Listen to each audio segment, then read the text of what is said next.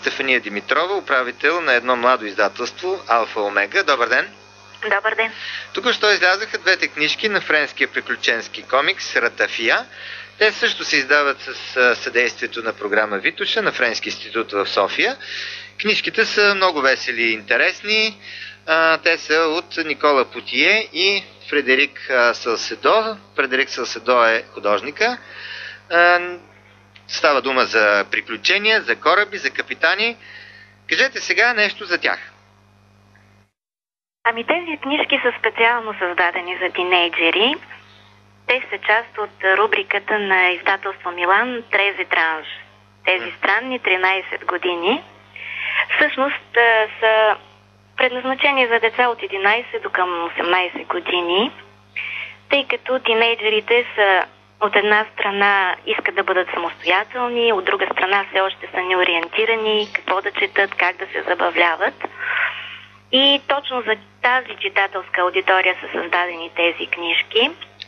И то от едни много интересни автори, тъй като сценариста или автора на текста Никола Потие започва кариерата си като 2D аниматор на известните анимационни поредици Астерикс, Тинтин, Смърфовете, Титъв, а после продължава дори като сценарист на компютърни игри.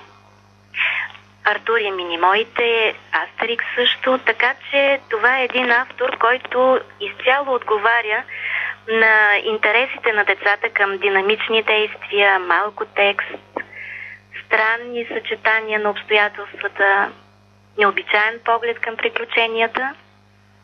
И за това ми се струва, че ще бъде едно действително четиво, което да бъде нещо като алтернатива на компютърните игри. Да, вие казвате, тук чета и във вашия текст, че това е алтернатива, но защо да бъде алтернатива? Тоест, компютърните игри, когато са, разбира се, разумни и смислени, имат някаква познавателна стойност, също биха могли да бъдат интересни.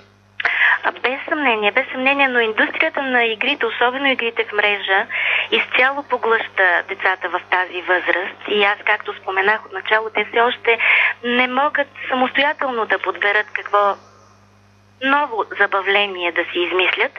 И в този дух споменавам алтернатива. Нещо като ново забавление, което да замени или да добави, да допълни компютърните игри, без да ги отблъсква обаче с остаряла визия. Напротив, да съответства изцяло на тяхните претенции към интересната визия, която предлага пък илюстратора Фредерик Салседо. Да, разбира се. Виждам, че издателство Алфа Омега, вие така поне пишете, се специализира в две направления. Детски книги, които са в рубриката Създадени с усмивка, и хуманитаристика и психотерапия на всекидневието в рубрика Нещо ново вдъхновяващо. Кажете малко повече за тези две направления. Ами да, наблюдавайки децата, които правят първите си стъпки, ние ги наблюдаваме с усмивка, с една добронамерена усмивка, пълна с обич. Точно по този начин бихме искали да създаваме нашите книги за деца. С такава усмивка.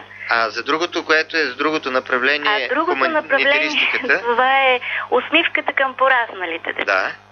Тъй като когато видим едни малки деца, които се карат за пластмасово камионче, ние се усмихваме, но тези пораснали деца, които настояват за едно или друго, на тях им трябва нещо ново, вдъхновяващо, някаква нова перспектива. И какво ще бъде то, което им предлагате? Ние сме им приготвили психотерапия на ежедневието, две книги от поредицата Притчите на изтока, психотерапия на ежедневието, първа и втора част.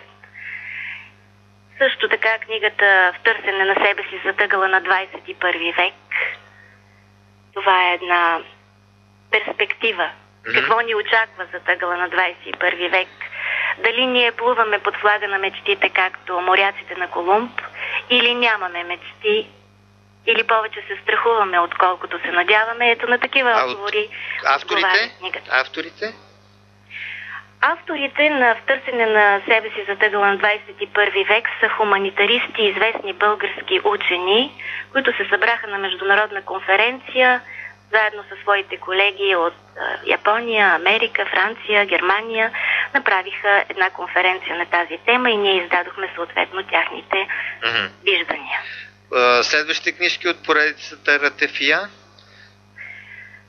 Следващата книжка, надявам се, че също ще я издадем тази година, но всичко зависи от интереса на нашите читатели и на тяхните родители, дали действително се представлява интерес за тях и какъв ще бъде отзвук.